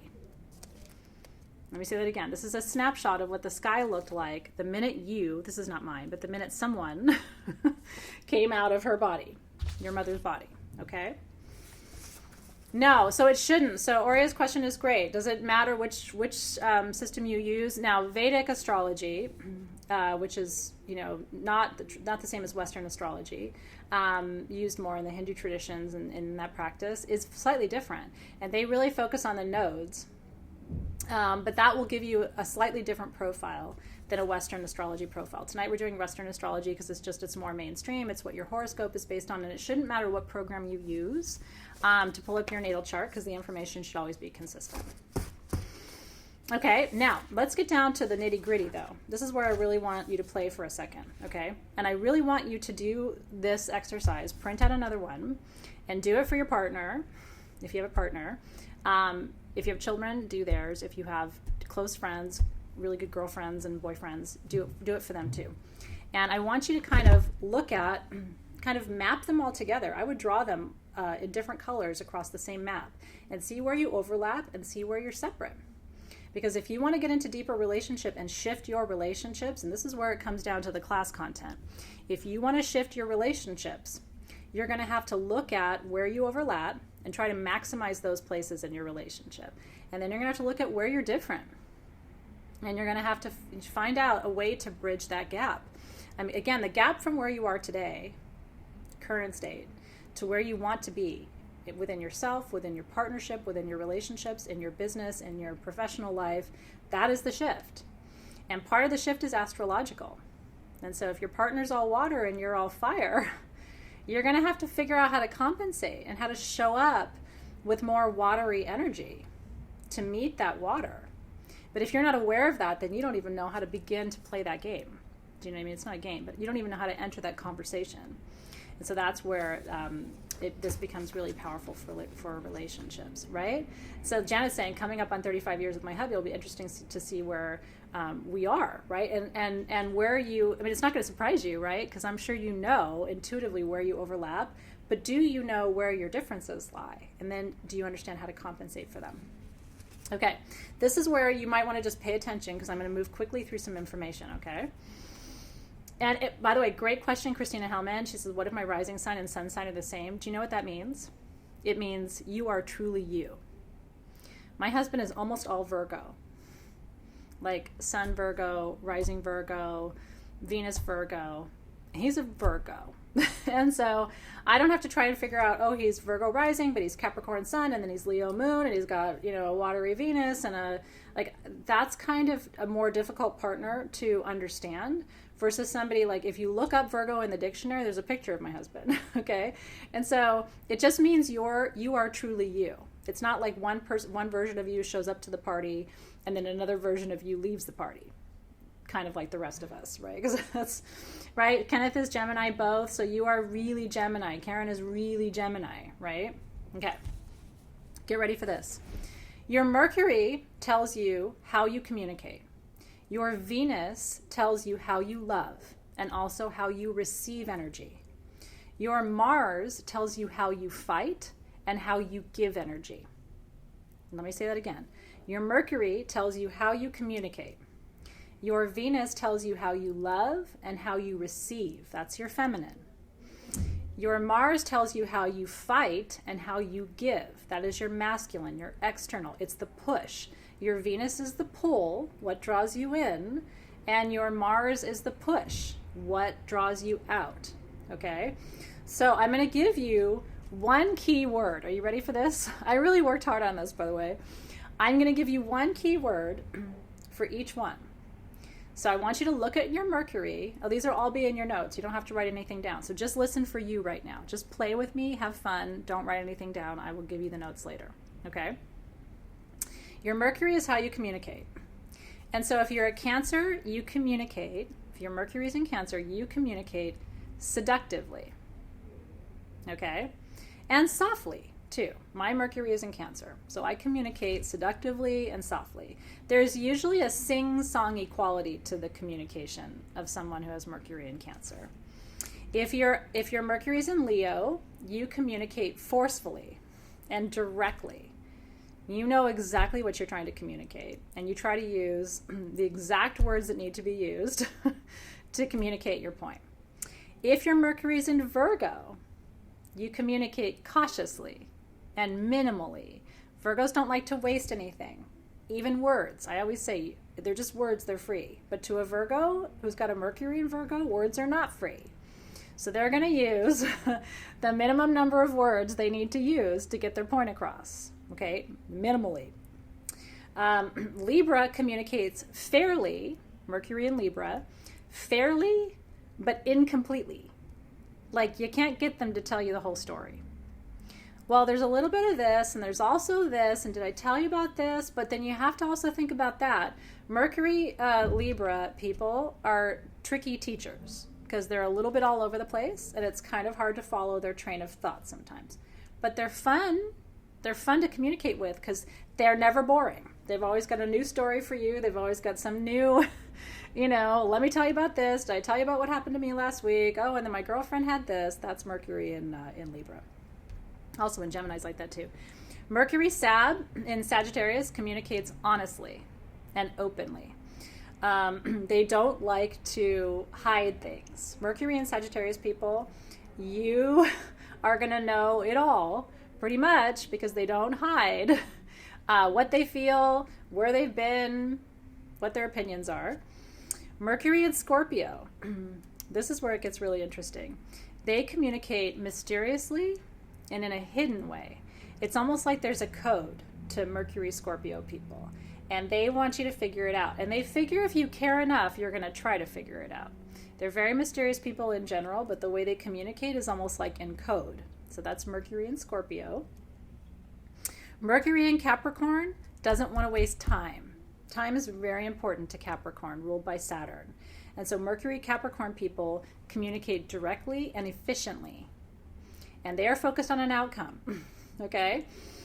If Mercury was retro, Simone Frates, it's a great question. When you were born, that can mean that some of the reverse of these things is also true for you. Okay, so it may mean that, like for me, Mercury was not retrograde, it was direct. But my Mercury Cancer might mean that instead of being soft and sort of seductive in communication, sort of emotional in my communication patterns, I might be sort of distant in my communication if Mercury was retrograde. Okay, Mercury in Aquarius communicates differently and sometimes argumentatively, because Mercury in Aquarius wants you to understand the thing from different sides. Well, what about this? Well, what about this? Did you think about this? And so sometimes they can seem negative or pessimistic, but it's just because they think differently than everybody else.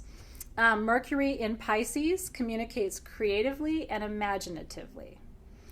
Mercury in Pisces is going to leave you little notes or draw you a picture or write you a poem or sing you a song or tell you a story, because they have all of that imaginative, sort of dreamy Piscean energy behind the planet of communication. Mercury in Aries is going to communicate quickly and aggressively. To the point, what's going on, here's where we are, here's where we're going, this is what you need to know. And they're going to assume that they are right and get very frustrated with you if you push back on what they say. So it's my Mercury in Cancer meets that one nicely because I have a soft way of saying I don't agree, which you have to tread very carefully with Mercury Aries. Mercury Taurus, they communicate reluctantly and firmly. Taurus people, sometimes you have to draw it out of them. But they also, Taurus people really do like to have an experience. They like to have, they're very much about the aesthetic. So sometimes when they communicate, they like to use expressive language. They like to write long letters. Mercury Taurus people are, especially when they're courting someone, will write a love letter or like a long message to them. So they'll use their words a lot because they do like to communicate, but especially when it's creative. If it's not creative, they're going to be more firm. They're sometimes stubborn. So they're not going to give you a lot of options when they communicate, Mercury Taurus. And then last but not least, Mercury Gemini communicates openly and actively. You never have to wonder what's on the mind of a Mercury Gemini. You just never do, because they already told you probably 10 times what they thought about something, but they're very optimistic people. And so they're going to want to engage you. It would be really hard for a Mercury Virgo to be in relationship with Mercury Gemini because one communicates reluctantly and the other one communicates really openly. Or you could see it as a really nice like yin yang, right? Like maybe the Mercury Gemini is going to draw that Mercury Virgo out, right? And do that. And so that's why I really want you to look at your relationships, because I think it'll be so fascinating for you to look at you and your partner, or you and your parents, or you and your children, or you and your best friend, and look at those communication patterns. Look at it especially with difficult family members where you are in conflict. This alone, you guys, like totally serious, I've got goosebumps right now. This alone can shift your relationships, especially difficult relationships. Because if I know you're a Mercury Aries and I have to have especially a difficult conversation with you, I'm going to be direct, but I'm also going to be really respectful of your opinion. And I'm going to try to come to you with as many facts as I can. I'm not going to be wishy-washy. I'm not going to talk too much. Do you know what I mean? I'm going to be sensitive to all of those things. So I think it's really, really powerful. I see you, Mandy. You can catch the rest later. I'm glad you were here. I'm really glad that you guys are happy. Really, truly happy that you're happy. I'm glad you're enjoying it. Okay, so that is how you communicate. Now, next up is Venus. This is how you receive and how you love. How you receive energy. Are you ready for this? How do you take it? It sounds kind of dirty. How do you take it? So this is Venus. Venus in Cancer receives deeply and emotionally. Receives energy easily, but really takes it to a deep place. Someone with Venus in Cancer is going to take things personally. And so in relationship, you have to be gentle there, because their heart is on their sleeve and it's wide open, and you have to be careful, right? Especially if you want to be in clean relationship. And I've been talking a lot about that. Being in clean relationship means I'm honest with you, you're honest with me, and we both have a mutual goal of sharing open and honest communication with each other. That's clean relationship. And so part of the reason why I'm teaching this out the gate is I think that this is going to clean up your relationships in a really powerful way. Venus in Leo means you love like a Leo and you receive regally like a queen and openly. Venus in Virgo, which is my position.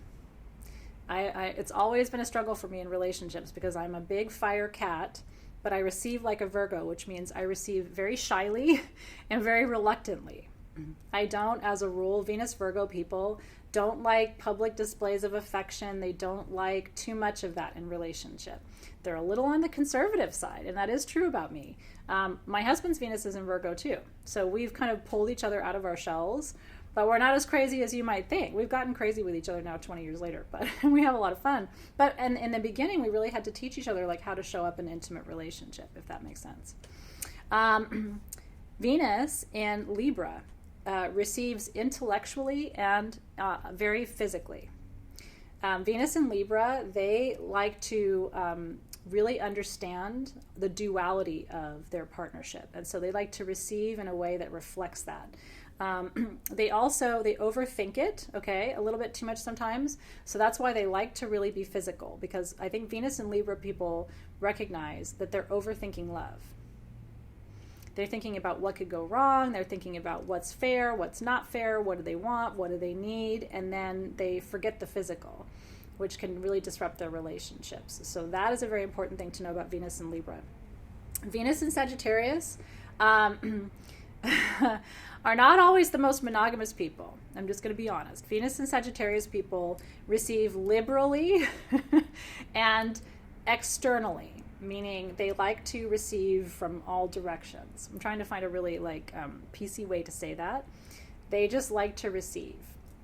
And sometimes they're not too discerning, Venus and Sagittarius people, about where that receiving comes from. So that's something that they have to look out for and learn how to be in committed relationships. Venus and Scorpio, they receive mysteriously and magically. They also receive in a shadowy way. They like to understand the dark depths of relationship. And so these are people who are not going to be satisfied with superficial. Venus and Scorpio people, they want to know all your secrets, all your, everything about your past, all the skeletons in the closet. Venus and Scorpio's gonna, because they like to know that. That's kind of exciting for Venus and Scorpio. They can't imagine the kind of superficial relationships that Venus and Libra can have and not really mind it as much. It's interesting, right? Venus in Capricorn receives skeptically and superficially. This is not the juiciest love sign, Venus in Capricorn, okay? They struggle a little bit with the receiving and with the feminine. Capricorn is ruled by Saturn. Saturn represents the father. So to have Venus, which is the ultimate mother planet, in the sign of the father creates like friction, if you can think about it that way, okay? So Venus in Capricorn, I don't know if that resonates with you, Tina, because Tina's got her placement there and Dina's got her placement there. You guys have to learn that it's okay to receive, because you're so in the masculine, you're so of the father, that you have to learn that it's okay to receive and it's okay to allow. And then Venus in Aquarius receives unconventionally. They do it different.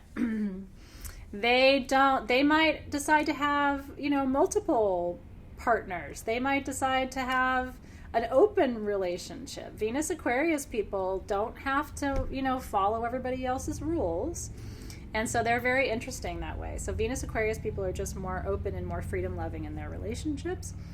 Venus in Pisces receives in a tender way and in almost a mystical way. Love becomes like Camelot for Venus in Pisces people. It's one of the most beautiful placements of Venus. And so again, if it's retrograde, just remember that some of the opposite might also be true for you. So just recognizing the duality there. Retrograde always represents the fact that what moves forward can also move backward. So it shows you almost the light and the shadow side of some of these interpretations. Venus in Aries receives enthusiastically and competitively. They're almost always noticing what you give and also what you get. And because Aries is competitive in general, they can also be competitive in love as well. And so their feminine, again, is quite masculine, Venus in Aries, compared to like Venus in Cancer or Venus in any of the water signs, really is very, very feminine. That's the ultimate feminine placement for Venus. Venus in the earth signs, like me, we have to learn how to receive because it's not our natural place. And then Venus in Taurus receives sensually and beautifully. Venus in Taurus people have the most beautiful bedrooms, usually. Usually, like their chamber is their chamber. They like to have the sensual sheets and the beautiful pillowcases, and everything is beautiful for Venus in Taurus. They're the lingerie people. They're the ones who light the candles and set the mood and set the scene. I was with a Venus in Taurus once, and it's an experience. I'm not good at it. Not as good as a Venus in Taurus is at setting the scene and setting the stage. It's almost like a play is unfolding. It's very beautiful. And last but not least, Venus in Gemini receives in a lighthearted way, but receives intellectually. They think about receiving, they talk about receiving, they understand receiving, and then you say, yeah, but can you receive? And they're like, I don't know, but I can talk about it, and I can think about it, and I can understand it, and I can analyze it.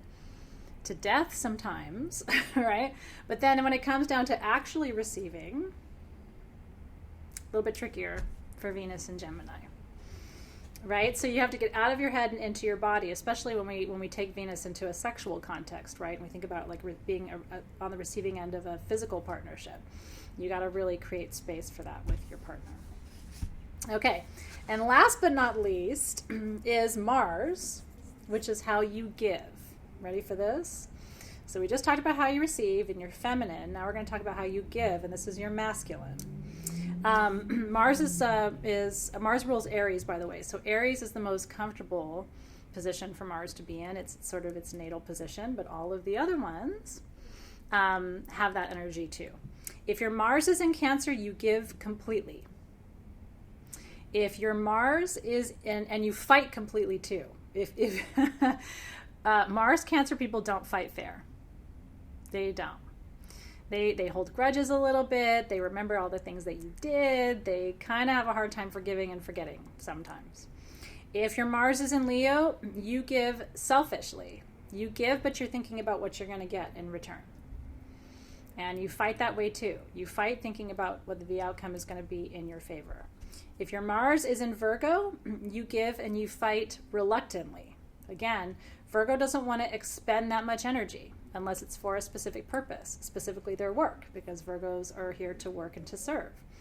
And so they're not really interested in fighting, and so they give reluctantly as long as it serves the purpose of the ultimate outcome. If your Mars is in Libra, you give unevenly. Some days you give everything, some days you give nothing. When you fight, sometimes you fight to the death, and sometimes if you don't really care about the issue, you hardly fight at all, which is interesting too, right? Mars in Libra, you give, Mars in Sagittarius, you give and you fight happily. Mars and Sagittarius people, they go with the flow. And so if you want to fight, they'll fight with you, but they're kind of like, they're not here to fight. But they'll go along with it. They'll go along for the ride. They give because it feels good to give. You can't force a Mars Sagittarius person to do anything. If it's against their will, if they don't want to fight with you, they won't. They won't even waste the time. If they don't want to give to you, they won't. Mars and Scorpio people give in sometimes a manipulative way. They give, but they're thinking about all the other factors. Okay, not necessarily what's in it for them, but Mars and Scorpio people are always looking at the web. Okay, and they'll give, but it's in a calculated way. If I give this to them, then what will happen? If I give that to them, then what will happen? They're thinking through all the consequences. Mars and Scorpio people are about revenge. They're going to get back at you if you hurt them. And they almost don't rest till it happens. It's a very interesting profile. Mars and Capricorn, they give in a paternal way. And they fight in a paternal way too. They'll almost treat you like a child. You shouldn't have done that. That was wrong. You should apologize. There's always a paternal energy to Mars Capricorn people. It's interesting, right? And so some of these influences can be, by the way, can be reinforced or undermined by your sun, moon, and rising profile too. So just keep in mind, that's why we think of your natal chart as an alchemy, okay? Because it's the constellation of all these influences that makes up who you are. And of course, I should tell you too, it also is a function of how you were raised, who raised you, what your family constellation looks like, because that will influence how these traits develop in you or don't develop in you at different times. We're getting to my Mars in just a second. Mars and Aquarius people give irregularly, meaning, again, they will give and withhold. Aquarius people look at things from all sides, and they weigh all of the sides. And so they'll give, again, if they see that there are multiple reasons to give, or if they're trying to understand different sides of an issue or different sides of a story. Mars and Aquarius people are going to try to, when they fight with you, they're going to try to get you to understand why they're right, or at least to get you to see a different perspective. They're going to try to unhinge you in a fight. So Mars and Aquarius people are going to come at you like this and like this and like that and like that, because they've already thought about all those different facets or those different sides, and to them they all have equal value. So you can't say, well, I'm right, because they would say, well, this is also right, and that's also right, and that's also right, which is fun and it's interesting, and they're an air sign, so they have all of that. They take that sort of fiery Mars energy, and they push it into the air. They sort of turn it into something that's more multifaceted. They take that sort of that stuck fiery energy and they make it effervescent. They make it come to life. They make it expand and move outward. Mars in Pisces, they fight usually by trying to hurt your feelings. Because Mars in Pisces people know how to push all the buttons. They know that one word that will really get to you. So they don't have to scream and they don't have to yell because they have the emotional intelligence to go right to the core of who you are. So Mars and Pisces people can really hurt you, really, really hurt you, but they don't mean to. And so they give generously, but they fight in a way that can really get to the core of who you are and push that button that can make you feel very, very, very hurt. And then Mars in Aries, which is my placement, and again, Aries is the natal placement of Mars, so it's very comfortable there. Mars and Aries people get really mad. And then in about 10 seconds, it's over. So that's what you have to know about Mars Aries. They will really erupt. Like if I get mad, I get really mad. And then 5 minutes later, I'm like, why was I mad again? And it really frustrates Dave. Because when I get upset with my kids, I get really angry. But 5 minutes later, I'm over it, and he's still upset. So we have to balance that as parents, too. Did I miss Leo? Oh, no, I said Leo. Leo gives selfishly and also fights selfishly. Leo's thinking about, if Leo's fighting with you, Leo's already thought about the outcome and whether it's going to work in Leo's favor. But they give grandly, usually, they give unselfishly, but then they fight selfishly, thinking about whether the outcome is ultimately going to serve their purposes or not. Interesting, right? Did I skip Taurus? Oh, I'm sorry, I've got two more. Taurus gives and fights luxuriously. When they fight, they give a lot of examples.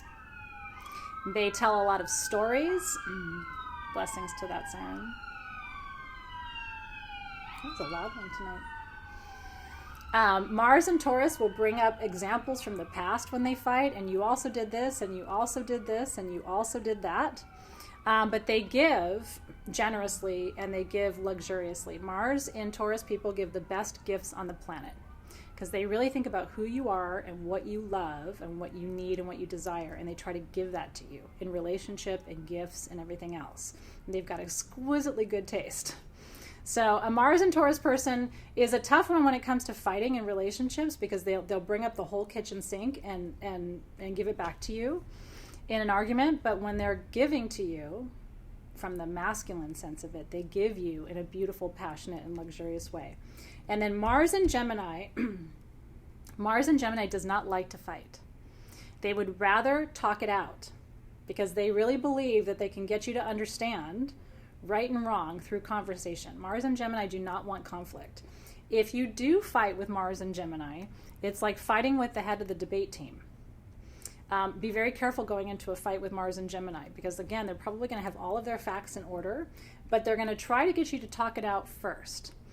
Mars and Gemini people also like to give gifts, and they like to give gifts that make you laugh. They're very interested in happiness and in laughter in particular. It's very important to Mars Gemini people. So they like to give gifts that get you out of your comfort zone. They'll give weird gifts too. They'll give like a costume or a game that you can play with them. If a Mars Gemini person ever gives you a gift that's a game, just know it was meant for you to play with them. If you don't play with them, you can actually end up hurting their feelings. Did I miss Libra? Unevenly. They give unevenly. Sometimes they give all, and sometimes they give nothing, and you won't know why. And that's because they represent both sides of the scales. It's either all or nothing with Mars Libra people. Okay, so your homework, and we will continue the conversation in our Facebook group, your homework is to take this information, analyze your profile, especially given all the additional information that I've given you tonight. We'll put all of this up in your classroom in your notes. I'm probably even going to make memes for all of this around Mars and Venus and the signs. Would that be helpful for you guys too? And then I'll pop those into the classroom for you just to give you additional kind of ways to integrate the information. And then I want you to look at your web, your family, your friends, the people closest to you. And I want you to start to analyze where your gaps are. Because if you can fill in those gaps, okay, we will do that, absolutely. If you can fill in those gaps, that will be one of the most significant shifts in your relationship that happens this year. Hands down. It depends on the day with you, Katie. Yeah, me too, actually. Yeah, and it does absolutely work with pets. If you know date and time and location of your pet's birth, run the chart. In my experience, it absolutely applies to your pets too. At least it always has to mine, for sure. Okay, so if you missed yours, you can go back and listen to the recording of Venus, Mars, and Mercury. I hope that was really helpful for you tonight. Now you understand more about who you are and what your elemental profile is. And so I want to take a few moments to close our circle. I want to leave a few minutes for your questions. I went a little bit longer than I intended to, but I really wanted to make sure I covered all of those in a lot of depth. If you don't have your birth time, it'll be harder to get your natal chart, but try to get as close as you can. What gets affected by birth time is the moon and the rising, okay? A lot of other planets will be stationary at least for 24 hours. So your moon and your rising are the ones that are likely to be influenced by an inaccurate or accurate birth time. I'm so glad you enjoyed that. Okay, so I want you to call your energy back into present time. I want to give thanks to all of the guides who showed up today to support us in our first experience together, our first class for Soul Shift. I want to thank you for your presence too. I want to acknowledge the guides and guardians of the lower world, the middle world, and the upper world, thanking you for your presence and releasing you from the circle with gratitude and love. I want to acknowledge and thank the guardians of the Northern Gateway, the Western Gateway, the Southern Gateway, and the Eastern Gateway. Thank you for your presence, your guidance. Thank you for your actual presence, because the guardians are here on your altar, on your mesa. They'll be attending you throughout the entire month and all the work that you do. So we give thanks to the guides and the guardians of these gateways. And we release you from the circle with gratitude and with love. And with that, session 1 of Soul Shift is complete. But the discussion just begins. So this is where our Facebook group becomes very important. Traditionally in the past, Facebook groups... I'm so sorry, you guys. There's been so many sirens tonight. I'm sorry for the gentlemen and the ladies who are in there as well. I want to tell you that most of our Facebook groups have always been for like anything and everything, right? And Sabbatical is kind of still that. Sabbatical is still your place to go and really look for more of your emotional support. The Soul Shift Facebook group is really your place to come and say, okay, this is my profile, this is my family, these are the challenges that we're having. What do you think of that? And that's where I will be there coming in and saying, well, have you thought about this? Have you looked at that? And where we can all come together and integrate the class content. So really, I would recommend focusing your engagement in the Facebook groups. Come into that Soul Shift container as your learning space, the extension of this session, and then come into Sabbatical as your slumber party, hang out with your girlfriend space. Not that you can't do both in both spaces, but that was originally my idea as a little bit of a distinction, because a lot of you are here to really deepen your learning this year. You're here for the relationships too, but you're really here to deepen your learning. And I'm meeting you there to provide that next level and layer of instruction. Oh, Carlos, that's very sweet. Thank you so much. I really, I have poured my heart and soul into this program this year, and I hope that you enjoy it on 100 different levels. I really do. I hope it's a very unique experience in your life.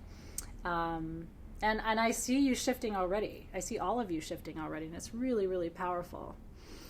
Beautiful question. So Denitza, and I'm here for Q&A right now. So Denitza asked, how do you open your circle, from left to right or right to left?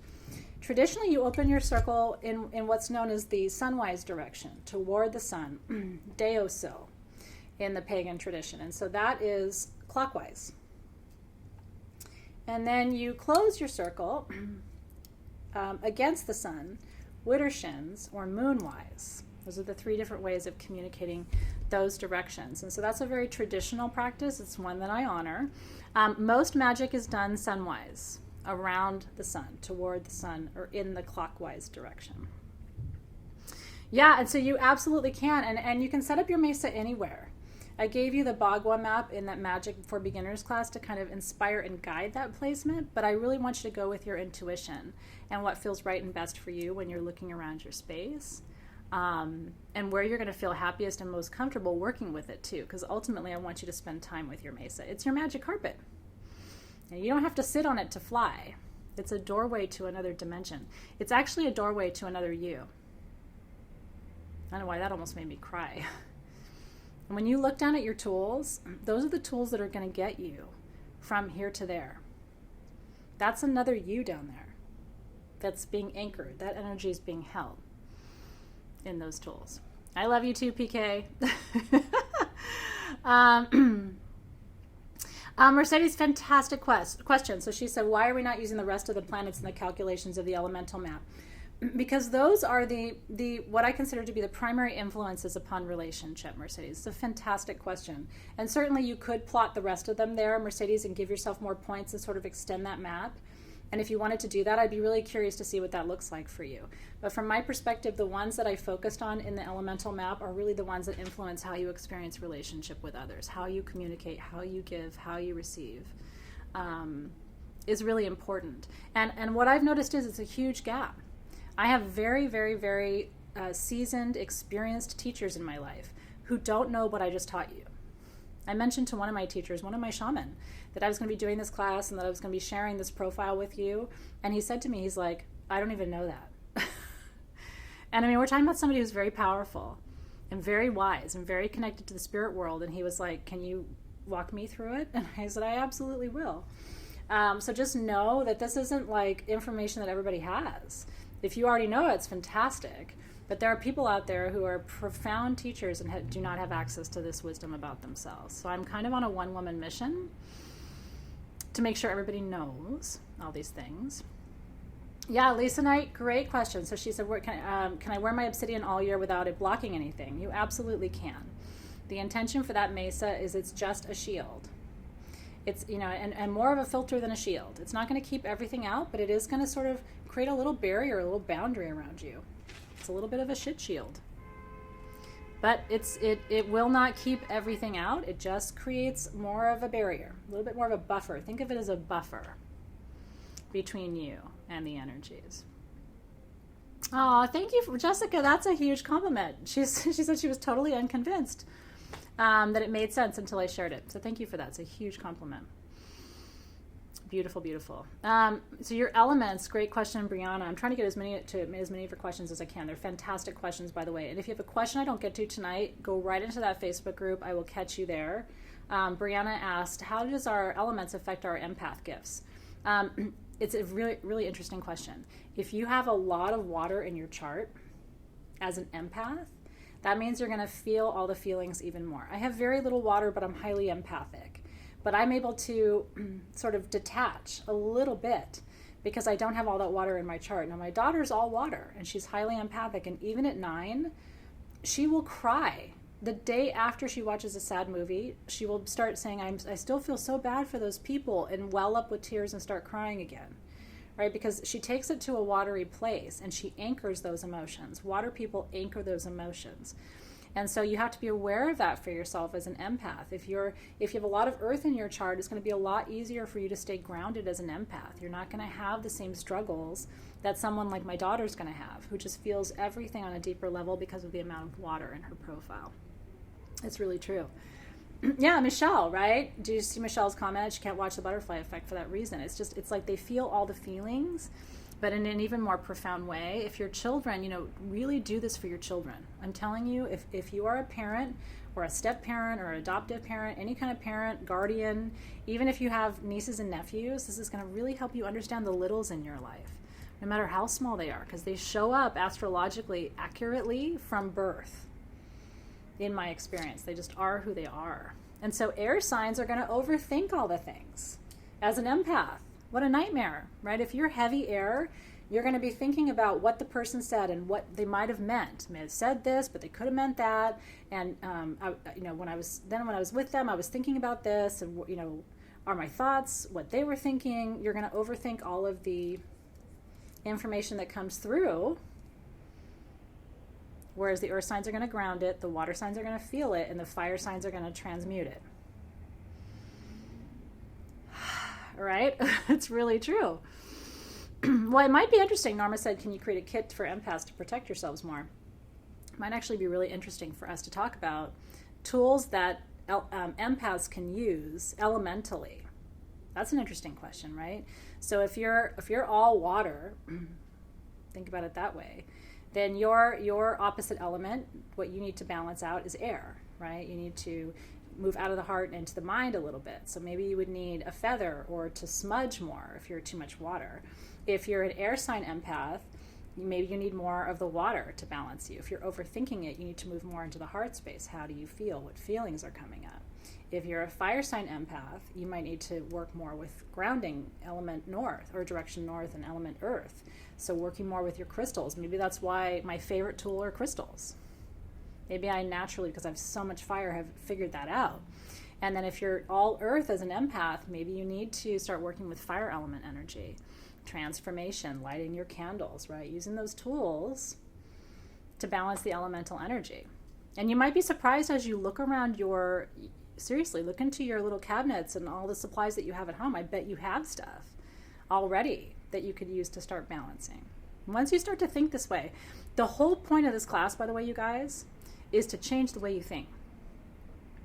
So if you now know that you're a watery empath and you know that you need to activate more air energy to balance you out, because you're going to go to the opposite on the wheel, right, to get what balances you, that alone could change your life in a profound way, I think, too. Okay. A lot of whoa moments tonight. For me too, though, by the way, you guys. I mean, even in preparing this class for you, I still had whoa moments where I was putting things together in my own mind in a new way. So I'm really glad to know that you had that experience too.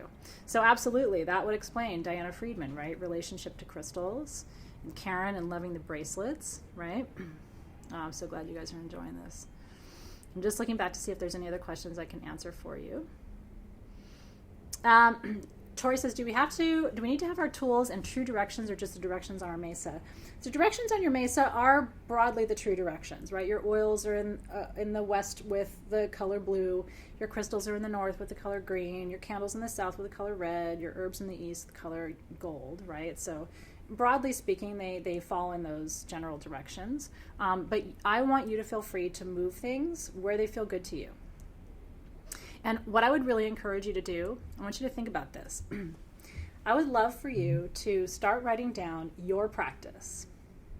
You know, for me, the directions are north, south, east, west, and the correspondences are earth, air, fire, water. For me, I open my circle to the, counterclockwise or clockwise or however you choose. For me, I call to 4 directions, 7 directions, because, and that. Start to write your process and your practice down, almost like what in witchcraft they call a book of shadows. I call a book of practice, right? A book of ceremony.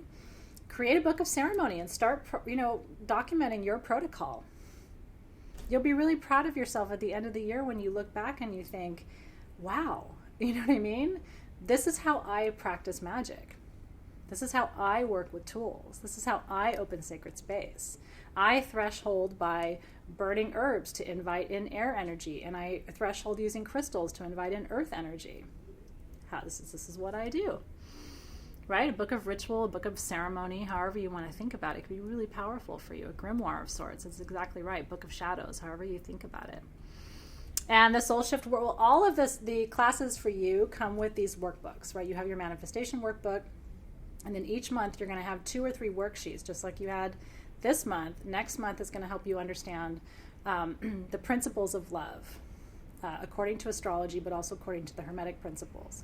And so that's going to be my new lesson and my new teaching for February that'll start our first class.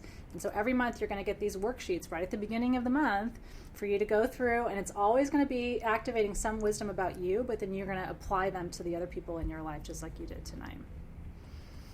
So the manifestation workbook was the downloadable workbook. And so just if you didn't get the manifestation workbook for any reason, I'll make sure everybody who signed up for the program I think it was everybody who signed up by the 1st of January, but I think we ended up allowing everybody to have it. So it was just a downloadable PDF, but it helps you set your intentions for the year and write them out and draw them out and all of that. So if you didn't get it, I'll try to make sure that we make a link to that or put it into your classroom for you. And so Deconsecration, Cindy Sin, is session 4. So our last session of this month and every month is our crafting and then our closing ceremony, and that is the deconsecration ceremony. So I'm going to be walking you through deconsecration protocol, and then we're actually going to deconsecrate our tools, so that if you choose, you can take some of your tools and use them for other purposes. Okay. Last but not least, I have a gift. And so if you feel called, this is a garnet, almondine garnet Ganesha, hand carved in India by a beautiful person. I absolutely love, he's one of my favorite vendors. And part of what I love about the work that he does is even the details, like on the back of his head, he's got the beautiful star. You see that? So this has been on my altar for a year. It has so much energy to it, and like a sweet, beautiful, tender, nurturing, grounding energy to it. But it's ready to go to one of you to a new home. So I'm really excited to see who calls this home. And I think it's a beautiful way to close our first session too. Ganesha, we give thanks that you are here as our guide this month. And we're going to be working more powerfully with Ganesha next week, but especially in session 4 with our medicine bundle crafting. We're also going to journey with Ganesha in week 3, along with our sabbatical brothers and sisters too. Okay. Who needs to come home? It's so wonderful, honestly. It's so emotional for me just to scroll through the feed and see you all. I'm still kind of pinching myself that tonight's real and that we really have begun, because I've been building this experience for you for so long. So thank you for being here. I hope you know how grateful I am for the whole experience. Thank you for that, Dorada. I really appreciate that. My holographic nails. Okay, I think I know. Lori Gerard. Lori Gerard. This beautiful statue is coming home to you. And it's coming home to you with a heart full of love from me personally. I hope that it blesses you and blesses your mesa. I would love to see where you put it, Lori. So once you get it home, I'll mail it to you tomorrow. Once you get it home, Lori, will you send me a picture or post a picture in our Facebook group so that I can see where you put him? Because I just have a feeling, I really have this feeling with Lori that she's got exactly the place to put it. Am I right, Lori? Like, my guys are telling me that literally it'll be like he'll just go there, and it was like he was always meant to be there. I really feel like he's just coming home to you, Lori. It's really, really exciting. Did she see? I couldn't see if she saw that she won, but so much love to you, Lori. I'm excited. Very, very, very excited. Cannot wait to see where it goes. Yay for that. All right. So, I don't want to say goodbye, but we've been together for 2 hours and 6 minutes. I will try to be closer to 90 minutes with our classes. Did she see? Oh, awesome. Thank you for letting me know. But thank you for staying with me for the long haul tonight. I wish you every blessing in the week ahead until we see each other again. And like I said, enjoy the Facebook group and begin to use the Facebook group to take everything that we learned tonight, apply it, and deepen that wisdom. The more you integrate, the faster you'll shift. That is the wisdom that I've gotten. I want to leave you with the mantra that my guides gave me this morning in meditation. And it's simple, but it's really profound, as is all shamanic wisdom, I think, at the end of the day. And the mantra is this. Are you ready? You can change, or you will be changed. You can change, or you will be changed. And so I think what you guys are doing is you are being brave and you're being strong. And because if you don't change, you will still change. But it may not be on your terms. It may be on the terms of the universe, which sometimes are gentle and sometimes are not. And so thank you for saying yes. Thank you for changing and not waiting to be changed. You're brave, you're strong, and you're capable of this work. And so thank you, because I see you. I honor that power and that majesty and that beauty and that mystery in you. I absolutely do. I truly, truly do. I love you. I'm here not only as your teacher, but I'm here as your sister. I truly am. I am your soul sister. I see myself that way. I'm walking this long road with you. We're all walking home. And so thank you for also letting me be a sister to you and being a sister or a brother back to me too. That really means a lot to me. So just know that intimacy is well placed, and hopefully I am able to show you this year and mirror back to you all the beauty that you hold and that you possess. That is my intention. So aho, and on we go. Have a beautiful evening, everybody. Congratulations again, Lori. I will send your beautiful Ganesha off to you tomorrow, and I wish you a beautiful evening, everybody. I know, I've been on the edge of tears all night. Good night, you guys. I'll see you soon. Happy shifting. I'll see you in the Facebook group tomorrow.